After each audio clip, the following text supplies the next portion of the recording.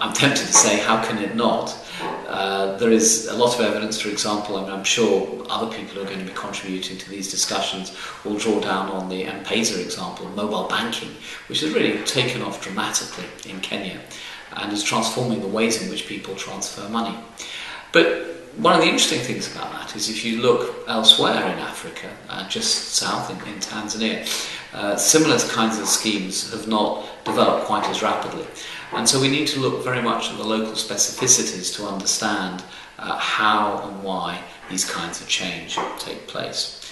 And basically the answer is to do a series of answers, is to do with questions around how these technologies enable people get access to information and to communicate in ways that they previously weren't able to do. Poor people across Africa are spending large sums of money, relatively, to keep in touch with friends and colleagues and neighbours using mobile phones.